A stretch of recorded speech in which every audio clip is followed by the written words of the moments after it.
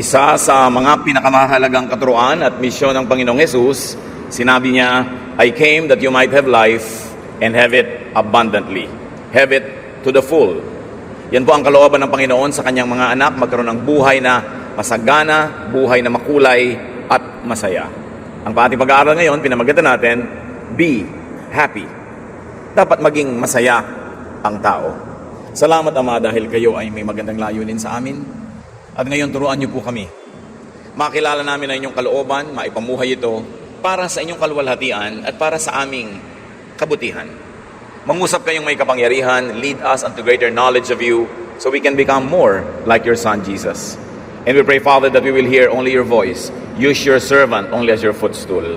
But be our teacher, be our preacher. Kayo lang po ang mangaral at hanguin niyo kami mula sa kadiliman, mula sa mga kamalian, ituwid ang liko at nawa, Panginoon, ay matapunan ng inyong liwanag ang mga madidilim na bahagi ng buhay ng mga tao.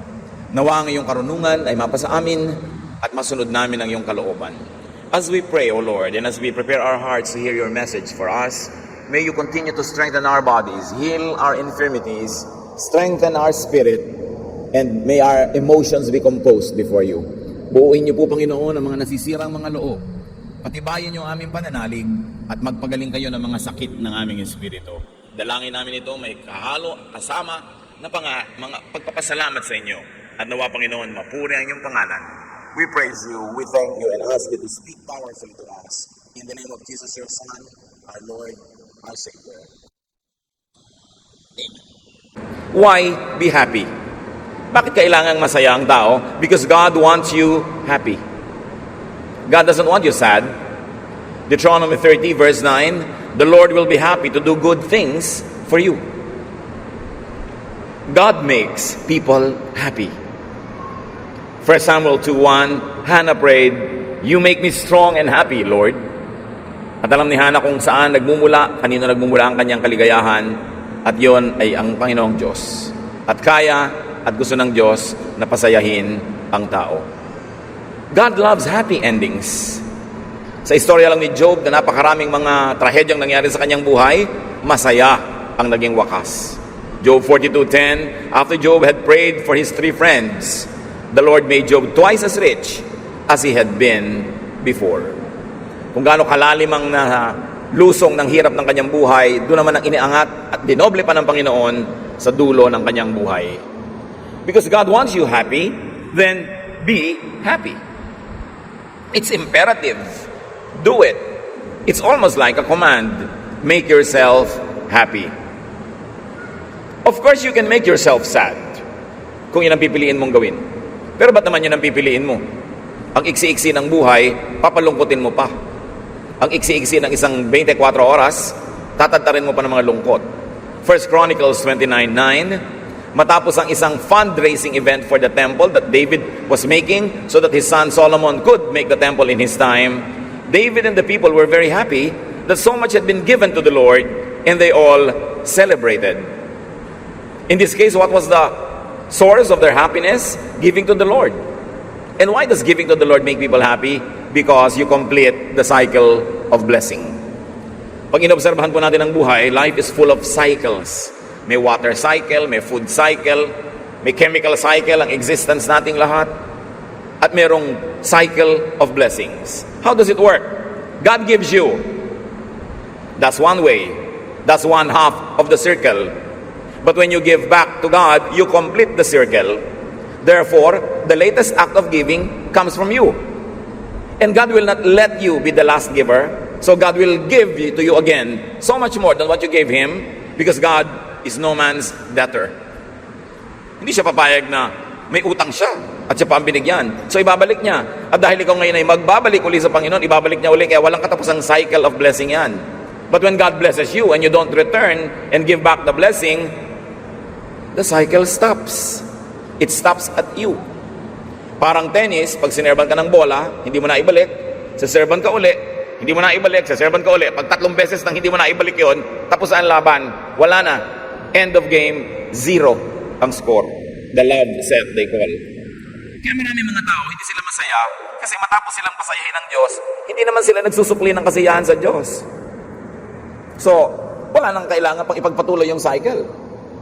And giving to the Lord gives so much happiness, as we have seen in the example, and as you can prove in your lives.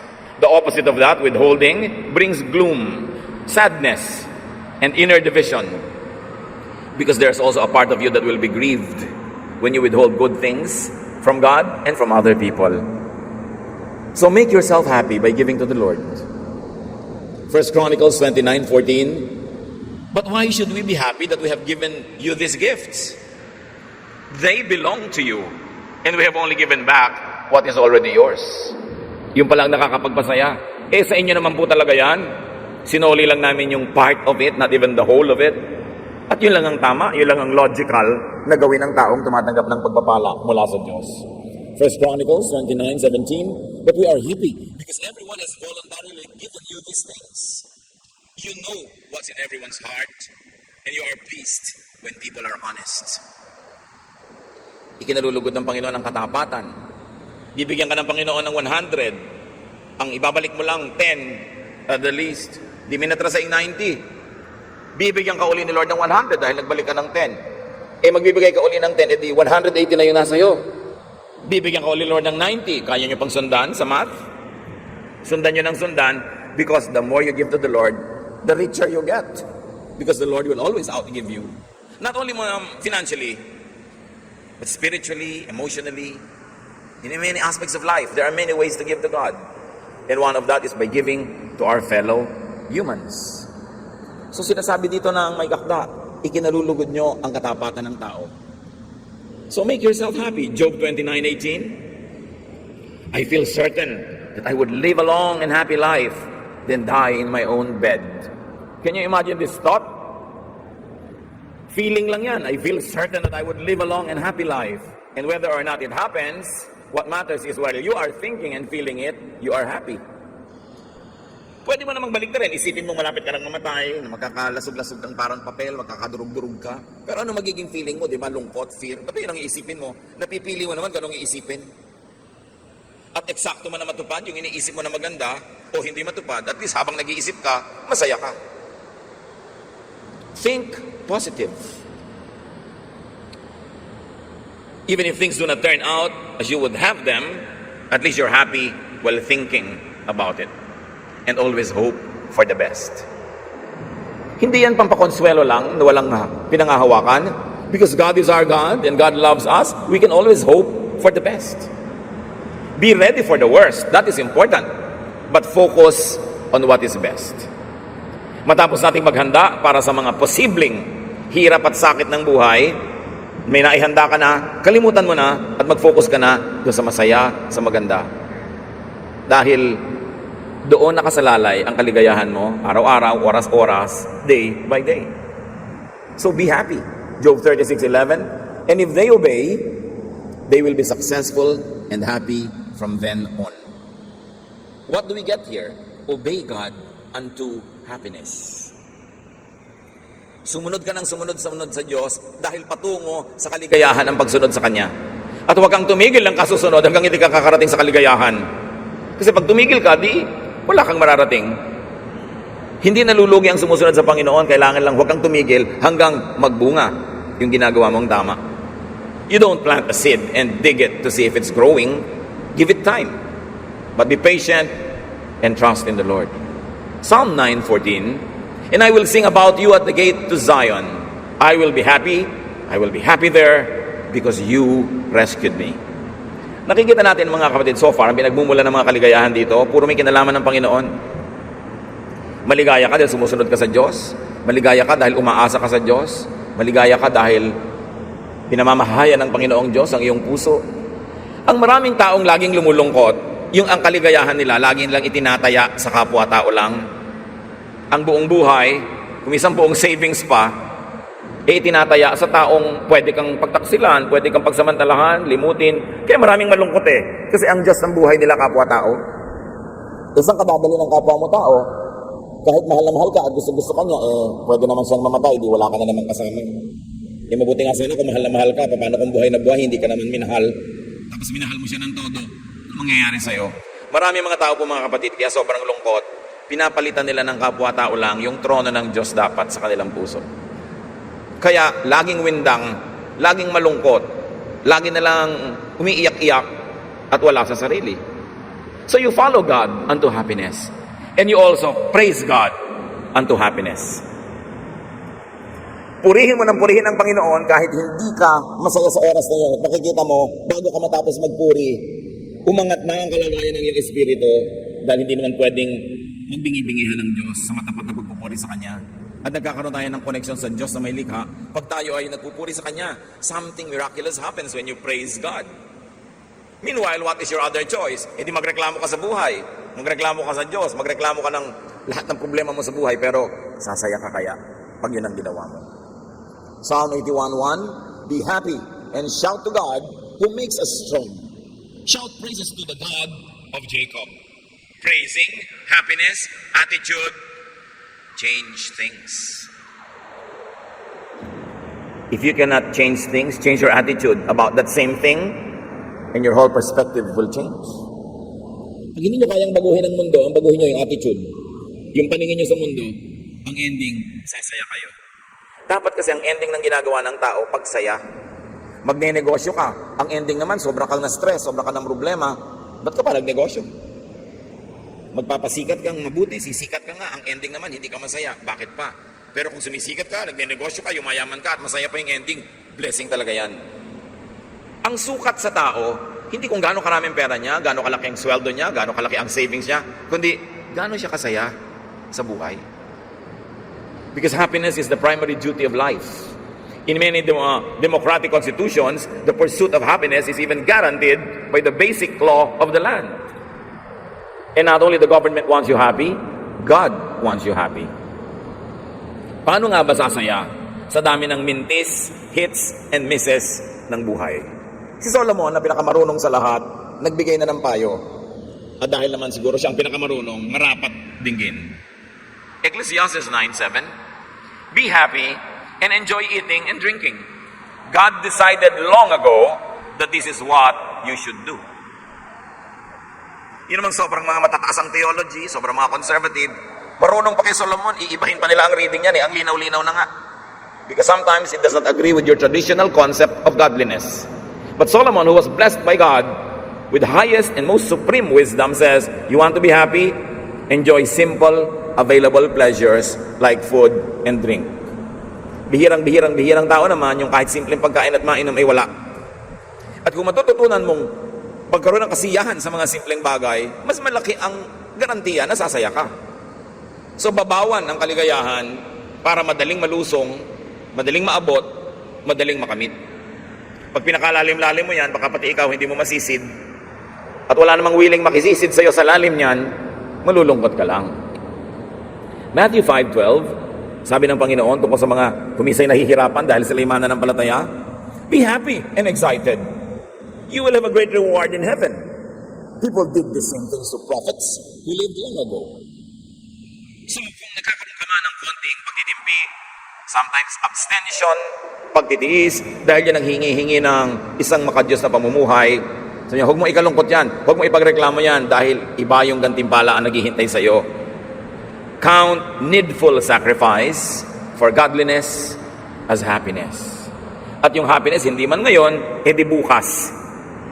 Naghihintay sa iyo dahil meron kang itinatanim na mabuti. But remember, I like to take note, brothers and sisters, only needful sacrifice. Maraming sacrifices hindi kailangan. Hindi mo dapat gawin dahil hindi naman hinihingi sa'yo ng Diyos. Kaya dapat lang, kinikilala natin, ano ba talaga yung marapat? Anong sacrifice yung merong practical na magandang bunga sa buhay? Now, it's one thing to be happy, but there's another thing. Stay happy. Paano yun? Paano nananatili ang saya? Paano napapanatili, napapahaba, napapadalas ang saya? Pati sa Biblia, maraming katuruan dyan mga kapatid. Romans 12:15, when others are happy, be happy with them. Hindi naman nauubusan ng kapitbahay, kaibigan, kamag-anak, katrabaho na masaya. Makisaya ka sa lahat ng nagsasaya, at pag pinagdugtong-dugtong mo yun, marirealize mo, ay, ang dami ko na palang naging kasiyahan. So kung aatin ka ng kasalan, huwag kang madaling umuwi. Mag-enjoy ka, mag-stay ka, sumaya ka kahit hindi mo kasal at hindi mo gastos. Merong mga nag-e-enjoy sa buhay nila, meron silang magagandang kwento, makinig ka. Pwede ka naman makinig tapos mainggit. Pero sasaya ka ba?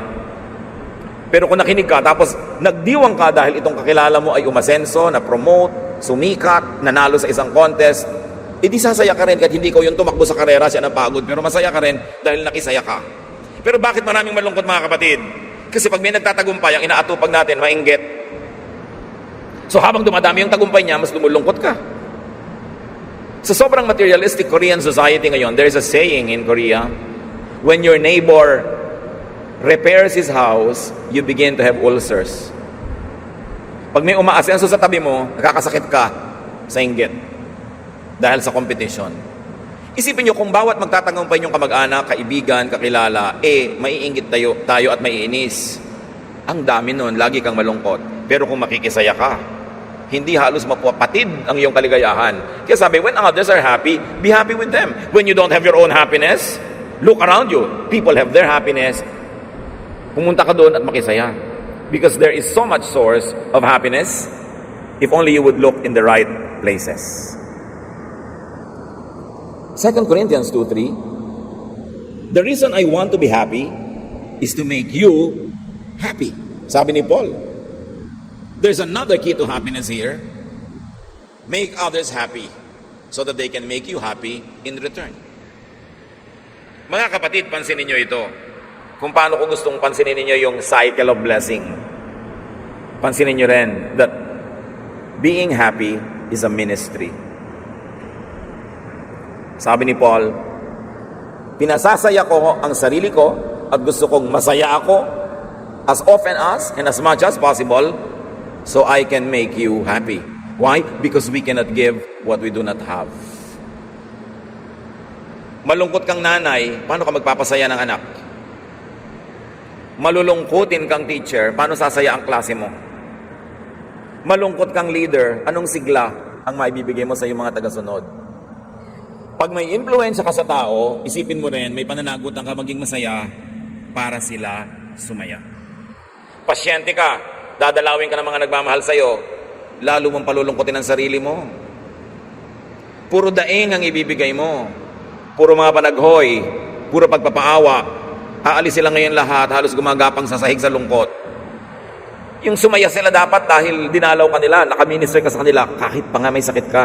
Ang tao habang buhay, meron tayong pwedeng ibigay sa kapwa, kahit tayo may pagdaramdam, may dinaramdam, may karamdaman, kahit pa tayo may mga karupaan, karalitaan, hindi na uubusan ng pwedeng ibigay dahil buhay ka pa eh. And do not use your sometimes sad situation to worsen your sadness at ihawa mo ang mga tao sa paligid. May pananagutan ka magpasaya ng iba dahil hindi mo alam, yung pinapasaya mo, yan din ang magpapasaya sa'yo in return. Remember naman the cycle of happiness. You make people happy, so they make you happy. And because you're happy, you can make them happy and they make you happy again. Cycle na naman. But try making people sad. Try hurting people. Try depriving people and see what they do to you. You will begin a cycle of negative things. We were created in God's image. That means human beings have a lot of power. And that power shows itself when you act. When you initiate an action. Or when you react. When you do good, there's a very big chance that people will do good in return. When people do bad things to you and you do good things to them in return, there's a big chance that they will stop doing bad and they might even begin doing good to you. Yun ang tinatawag na power natin na ibinigay sa atin ng Diyos. Meron kang kakayahan na ibahin ang mga nangyayari dahil may ibinigay sa atin ng Panginoon na ganong kakayanan. 1 Peter 3:10, do you really love life? Do you want to be happy? Then stop saying cruel things and quit telling lies. Pag marami nagtatanong sa akin, lalo sa Facebook, Tito, bakit po kaya ako laging malungkot? Marami ka bang sinasabing masasakit na salita? Pintas ka ba ng pintas? Nang backbite ka ba? Do you stab people in the back? Marami ka bang kasinungalingan? Opo. Basahin mo yung 1 Peter 3:10, anak. Kaya ka malungkot dahil sinungaling ka. Kaya ka malungkot dahil ang daming mga masasakit na salita na lumalabas sa iyong bibig. Nagpapalungkot yun. Hindi mo na kailangan iwan ka pa ng iyong papa para malungkot. Pag laging masasama ang lumalabas sa iyong bibig, lulungkot ka. Bakit? Kanino ba nanggagaling yung masasamang salita na yon? Kay Satan, syempre. Sa palagay nyo, mapapasahin ka niya? No way. Habang sumusunod ka sa kanya, mas aapihin ka niya. Lulungkot ka ng lulungkot. So your happiness is mostly in your hands or in your mouths. Sa atin yan. Madalas, pag tiningnan mo kung sino ang manufacturer ng iyong kalungkutan, ikaw din yon. Darating ang tao sa iyo, laging lungkot ang ibibigay mo, puro daing. Hindi ka na pupuntahan ulit dahil nakakadrain, nauubos ang lakas niya pag ikaw ang kasama. So mamaya, lalo ka nalang lulungkot. But when you are nice, when you give to people, when you don't backbite people, merong natural course of events. Ang ending, sasaya ka. Because it is God's will that you be happy when you obey God unto happiness. 1 John 1:4, we are writing to tell you these things because this makes us truly happy. Ipinaliwanag ni John, bakit ba namin isinusulat ang mga ito sa inyo? Sumasaya kami pag itong pinag-uusapan natin. Sumasaya kami pag itong topic natin. At sumasaya kami pag kayo ang kausap namin. So again, paano sasaya? Focus on, tell and hear happy stories. Maraming sad stories, pero ba't yun ang pag-uusapan nyo ay nakakalungkot? Ba't hindi na lang yung happy? May isang nagbiyahe. Tanungin mo, kumusta biyahe? Misa sa dinami-rami ng magandang nangyari, sabihin, ang daming beses umikot yung aeroplano namin bago kami naglanding. Traffic sa traffic sa airport. Ang hirap. Pero, 10 araw ka nawala, yun lang ang kwento mo. O yun lang ang binibigyan mo ng focus. Pwede mo ikwento, ang sarap ng kinain ko sa gano'n. Naligayahan ako nung nagpamasahe ako sa paa ko sa ganito. Pero bakit yung nakakalungkot ang iniisip mo? Many people don't realize they manufacture their own sorrows. Pag nagsuot ka ng salamin na kulay blue, siyempre blue ang langit. Pag nagsuot ka ng pink, pink ang himpapawid. Pag lagi kang malungkot, alam mo na yung sagot. Pinapalungkot mo ang sarili mo. 2 John 1:12, I have so much to tell you, but I don't want to write it with pen and ink. I want to come and talk to you in person. Because that will make us really happy. So again, another source of happiness, tip from the Bible, talk in person to people. Spend time with people, but choose your topics when you are together. Focus on nice, beautiful, uplifting things. And discuss about sad things only if you have to solve a problem and it is necessary to discuss them. Pero yung mga paboritong usapan, pagka mga matatanda, nagkita-kita, pinag-uusapan, ay, mas mataas ang presyong ko sa'yo. Ay, blood sugar ko, panalo, mas mataas. Kasi mas ako nga, 5 operasyon na, 5 ka lang, ako 7. Nagpapalalaan ng kalagayan. Tapos nagtataka sila, ba't kaya ako anak malungkot? Isipin nyo ano mga repertoire nyo, anong topic nyo? Mga sakit. Tapos, ay, namatay na pala si ganon. Huy, napatay na pala. Tumigil nga kayo nakausap ng mga namatay. Ang daming ipinapanganak araw-araw, di yun ang pag-usapan nyo. Kaya alam nyo sa ospital, ang masarap na floor, kung pwede lang, pasyente ka, doon ka sa maternity floor. Yun ang masayang floor sa ospital. Kasi puro bagong panganak ka nandun. Yung mga nagdadatingan, may mga dalang lobo, mga dalang mga laruan. Masaya. Siyempre, alam nyo naman, pag nagpupunta kayo sa hingalo floor, kung hindi naman talaga kailangan, ba't doon ka naman tatambay? Puro panangis, iyakan ang makikita mo. Pero may mga tao, yun ang paboritong gawin sa buhay. Dumikit ng dumikit sa kalungkutan. Siyempre, ang mga mahilig sa kalungkutan, magkakabarkada rin yan. Ba't ka sasama sa ganon? So be happy in the Lord. Why in the Lord? Because the Lord is stable. The Lord is forever. Stand on solid ground. Yes, magmahal tayo ng tao. Yes, mahalin mo si mama o papa. Yes, pero Diyos dapat ang una. Para iwan ka man, dumating, umalis ang tao, stable ka kasi nakakapit ka sa Panginoon na hindi nagbabago. Psalm 89:16, we are happy all day because of you, and your saving power brings honor to us. As you can notice, puro God-centered yung mga verses na may kinalaman sa happiness.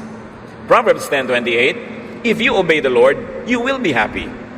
But there is no future for the wicked. Luke 10:20, but don't be happy because evil spirits obey you. Be happy because your names are written in heaven. Anong background ito? Yung mga disciples, very excited, pumunta sa kay Lord. Lord, grabe yung binigay niyo sa aming blessing. Pati mga evil spirit na dati, ninenervyos kami pag nandyan, pag inutusan namin na umalis in your name, alisan. Wow, enjoy na enjoy sila. Sabi ni Lord, oo, maganda yon. Pero kung meron kayong dapat ikasaya, higit pa ron, nakalista ang pangalan nyo sa langit. Isipin ninyo, maliit ba naman kapangyarihan yung makapagpalayas ka ng masasamang espiritu? That's big. But compared to the bigger and biggest reason why we should be happy, that we are members of God's family, that our names are written in heaven, sabi, yan ang tunay na malaki. At mga kapatid, kung kayo anak ng Diyos, your name is written in heaven, wala ka ng excuse para laging malungkot. Paminsan-minsan na lang. Pero parang ibon niya na dumadapo, dapat mong bugawin para hindi magtagal. Pero pag ang tagal-tagal na ng kalungkutan mo, ilang araw na dyan, ilang linggo, alalahanin mo that your name is written in heaven. Nakakahiya naman na sa kabila no, nalulungkot ka pa. Kaya importante, ang ikinakalungkot mo lang pala, hindi ka na-invite sa ganong party, nakalimutan kang isama ni ganon, hindi ka na-text, every 5 minutes, malungkot ka na, wala naman sa lugar yung mga ganong lungkot. Dapat hindi na ikinakalungkot ang mga ganong bagay, piliin mo na lang yung konti na dapat talagang ikalungkot. So be happy because of the Lord, and be happy beyond that which is not eternal. John 16:22, you are now very sad, but later I will see you, and you will be so happy that no one will be able to change the way you feel. The Lord is talking to His disciples. Sabi niya, nalulungkot kayo dahil magkakahiwa-hiwalay tayo sumandali. Pero magkikita-kita rin tayo. At pag dumating yung panahon na yon, wala nang makakapagpabago pa ng inyong kaligayahan. Wala nang makakapag-alis pa niyan. So anong lesson nito mga kapatid? When you are in sad moments that are really there and cannot be avoided, look forward. When you look around you and it's all sadness, look upward, look heavenward. When all around you it's all sadness, look forward to that happy moment when you will be with the Lord. Because that is certain as you are here now.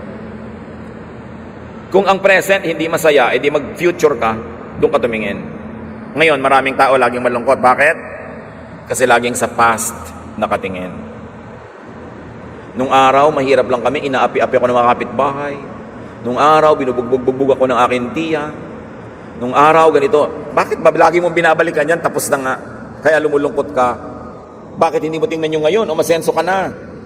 Hindi ka na nabubugbog ng tiya mo kasi, ayun, paralyzed na siya. Diba? Hindi man maipagbubunyi na paralyzed siya, pero at least hindi ka na niya nabubugbog. Bakit tinitingnan mo yung lagi yung past? Alam niyo maraming tao, bitter, envious, jealous, kasi hindi sila makagraduate sa karukhaan nila nung araw. Tapos na yun eh. Pinaasenso ka na ng Diyos. Bakit ka pa ngayon magrereklamo? Tingnan mo yung ngayon at yung bukas. Huwag mong titigan yung nakakalungkot. Meron naman nalulungkot kasi nung past, marangya sila, tapos ngayon hindi. Di ang tingnan mo naman yung past, dahil at least napahiram ka, nakatikim ka na. Huwag mo masyadong titigan yung ngayon and look forward with hope. You can choose your focus para kang camera. So isipin mo yung pananaw mo sa buhay parang camera. Kung saan mo ipaling, doon yung nakatingin, piliin mo titingnan kapatid.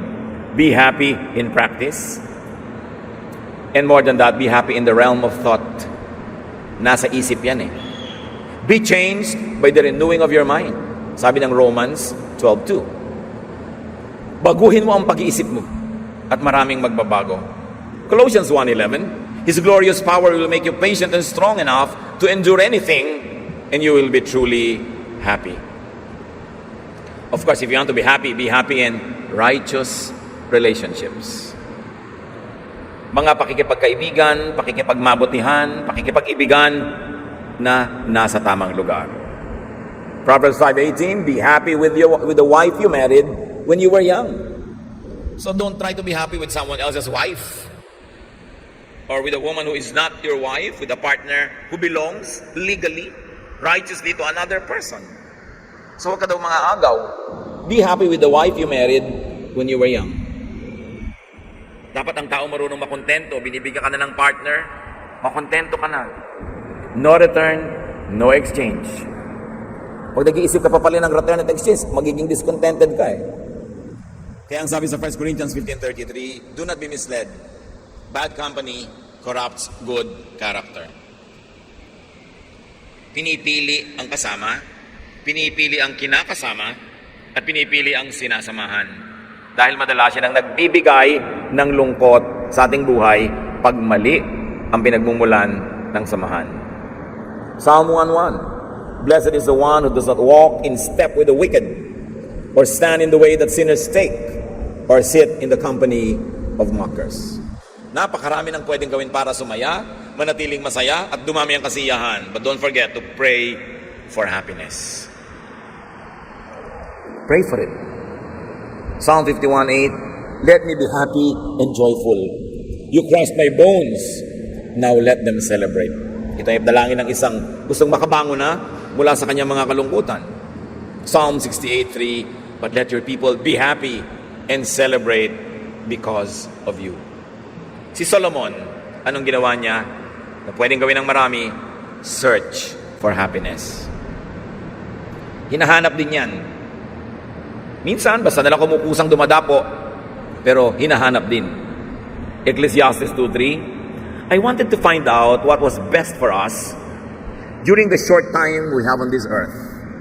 So, I decided to make myself happy with wine and find out what it means to be foolish without really being foolish myself.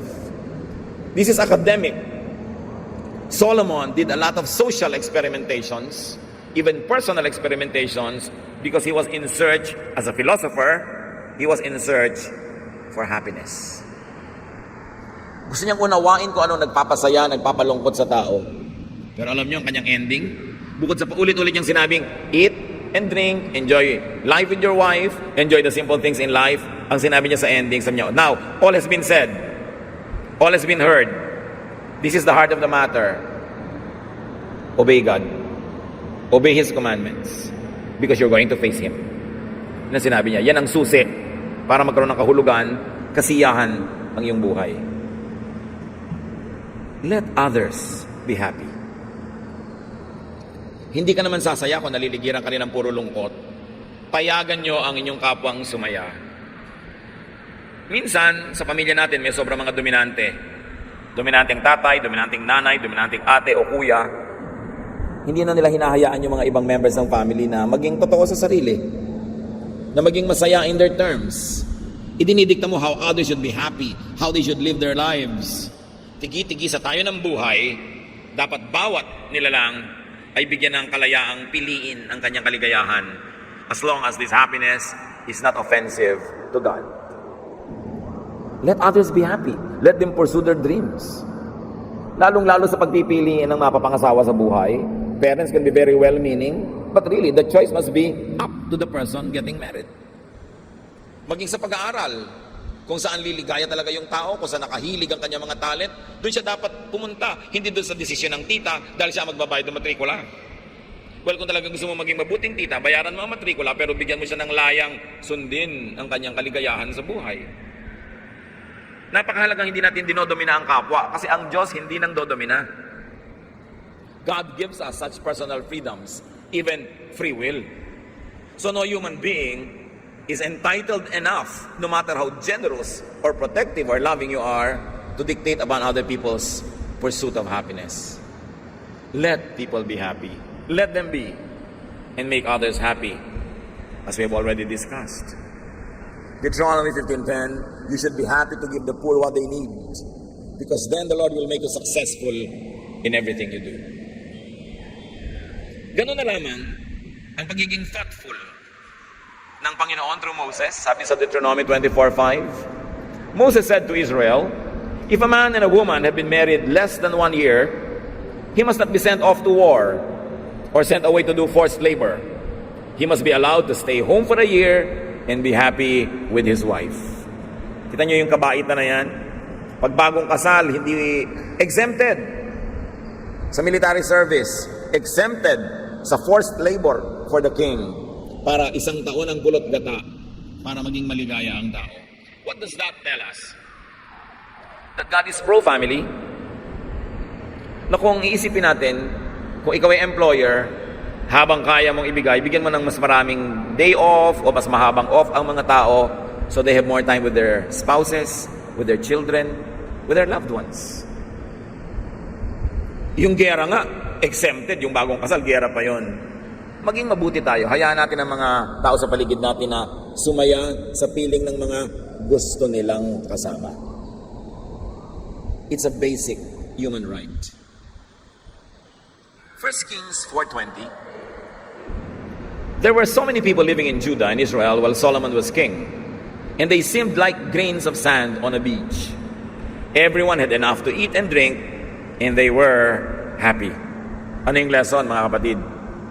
Lead well and make people happy. Kung ikaw ay leader, ikaw ay officer, you are in charge, you are a manager, you are an administrator, serve well so that the ending of all your services will be this: people under you are happy. Hindi yung pag nagkaroon ka ng konting kapangyarihan, aapi ka na, gagantihan mo na yung mga under you sa lahat ng kaapihang inabot mo sa buong buhay mo. That is a prostitution of power, because real power comes from God, and God delegates power so that we can take care of people like God would take care of people Himself. So it's a duty, a privilege to have power, and that power must be used to serve well so that the lives of people under your leadership will become better. Kaya kawawa ang mga bayan ng kanilang mga pinuno ay mga corrupt. Isang malaking hampas sa bayan pag ang kanilang mga pinuno ay corrupt, ang nagdurusa ang buong sambayanan. 2 Corinthians 2:3, the reason I want to be happy is to make you happy, as we have read before. I wrote as I did because I didn't want to visit you and be made to feel bad when you should make me feel happy. Again, be happy so you could make others happy. Hindi natin laging nare-realize sa mga kapatid, paasensuhin mo ang buhay mo para mapasaya mo ang mga nagmamahal sa iyo at mga minamahal mo. Magpakatino ka, young person, dahil mapapasaya mo ang mga magulang mo sa ganon. Merong mga hindi nagpapakatino, naliligaw ng landas, ang tanda-tanda na, hindi pa nakakapag-support ng magulang. Yung magulang pa ang dumadalaw sa kulungan dahil nakulong pa. So hindi na nakapahinga yung matatanda hanggang kahuli-huli hanggang oras ng buhay nila, sila pa yung naglilingkod sa anak nila dahil yung anak hindi nagpakatino.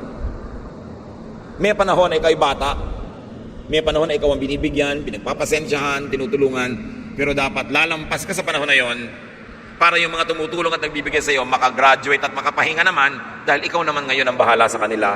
Pero paano mo sila papasayahin kung winawaldas mo ang sarili mong buhay? Alam mo na masama ang mga bisyo ka pa ng bisyo, pero pag nagkasakit ka, alam mo na yung mga nagmamahal sa iyo pa rin ang mag-aalaga sa iyo, magpapagamot sa iyo, at pag namatay ka ay maglilibing sa iyo. Kumisa napaka-irresponsable natin sa mga nagmamahal sa atin. Hindi natin inaalagaan ang mga sarili natin. Tapos itutumba na lang natin yung mga katawan natin sa harapan nila. May sakit tayo, naghihingalo. Problema ngayon nila kung paano tayo bubuhayin. Kaya kung gusto nating sumaya at magpasaya ng kapwa, be responsible. Take care of yourself so you can make people happy. Philippians 2:2, now make me completely happy. Live in harmony by showing love for each other. Be united in what you think as if you were only one person. Here, kanina yung mga leaders ang pinag-uusapan, ngayon followers. Make leaders and make elders happy. Unite. Okay, umimbento ng mga away-away. Alam niyo yung mga anak na lagi nag-aaway, kung sino tinotorture nyo, magulang nyo. Magpapatapangan kayo, mag-aaway-away kayo, palakihan ng pangil. Sino ang nagdurusa? Sino ang umiiyak sa isang sulok? Nanay nyo. Sino ang heart attack? Tatay nyo. Pag nagkakagalit kayo, sino ang naguguluhan? Mga magulang nyo. Kaya pati mga magkakapatid, mga manggagawa, unite. Solve your problems so that your elders will have peace and will be happy. Hindi alam kung minsan mga anak how unfair they are to their parents. Awayan sila ng awayan, pero ang pinapatay nila, yung magulang nila na nagdaramdam. Hebrews 13:17, obey your leaders and do what they say. They are watching over you and they must answer to God. So don't make them sad as they do their work. Make them happy. Otherwise, they won't be able to help you at all. Pag follower ka, you obey. You be submissive. You toe the line para masaya yung leader mo. At pag masaya siya, mas makakapamuno siya ng mabuti. Ang lahat, makikinabang. Meron pang isang pagpapasaya, mga kapatid. Allow others to make you and others happy too. Kuminsan sobra tayong self-reliant. Minsan sobrang proud. Ayaw nating tumanggap ng pagpapasaya mula sa iba. May ganun eh. Willing tumulong pero ayaw patulong. Willing mag-alaga pero ayaw paalaga. Pero para masaya ang lahat, be willing. Allow people to make you happy. Allow people to love you. 2 Corinthians 2:3, the reason I want to be happy is to make you happy. No? Nabasa na natin yan ilang beses. So allow people to love you. Kahit kaya mo, gusto kanyang tulungan, patulong ka. Hindi dahil kailangan mo, kasi kailangan niya. Sasaya siya na tinutulungan ka niya. Huwag maging mapagmalaki. Tumanggap ng tulong ng iba. And finally, make God happy. Alam naman natin sa Biblia, pinapakilala ang Diyos, maraming emosyon talaga. Narong matuwa, narong magalit, sumaya, lumungkot. Ba't mo lang papalungkotin ang Diyos? Anong mapapala mo pag pinalungkot mo yung Diyos? Proverbs 23:15, My children, if you show good sense, I will be happy. This is the voice of a parent, the voice of God. Kung kayo nagpapakatino, sasaya ako mga anak. So don't make God unhappy. Genesis 6:5, the Lord regretted that He had made human beings on the earth, and His heart was deeply troubled. And you know what troubled God? Man's wickedness against each other. Pag ang magkakapatid, nagpapahirapan sila, nadudurog ang puso ng magulang. Tayo man ang mga anak ng Diyos, pag hindi tayo mabuti sa isa't isa, pinapalungkot natin ang Diyos. Ang dami. Ang daming pwedeng pagkunan ng kaligayahan. Ang daming pwedeng gawin para sumaya at magpasaya sa kapwa. Dapat ang lungkot, kung di man mawala lahat, konti na lang. Walang karapatang sobrang lumungkot ng mahaba at matagal ang sino mang nakikinig sa turo ng Biblia. Happiness is the primary privilege of life. Your privilege and the privilege of others. So happiness, being and staying happy, is mostly in your hands. It's in your mind and attitude. So just always remember, it's imperative, it's a verb, it's doable. Be happy. Ama namin sa langit, suriin mo kami, lalo yung mga malulungkutin. Turuan mo kaming suriin kung saan nagmumula aming mga lungkot. Marami nagmumula sa amin. May nanggagaling sa aming kapwa. May nanggagaling sa mga bagay na di namin makontrol.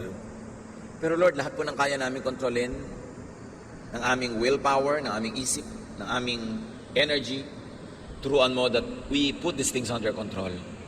So our lives will not be spent wallowing in sadness, but it will be spent mostly in rejoicing, in being happy, staying happy, and making others happy, especially you. Ituro mo sa amin, Panginoon, ngayon, sa aming pagbubulay-bulay, kung anong pwede pa namin gawin para lalo kaming sumaya at makapagpasaya sa aming kapwa, lalo sa inyo.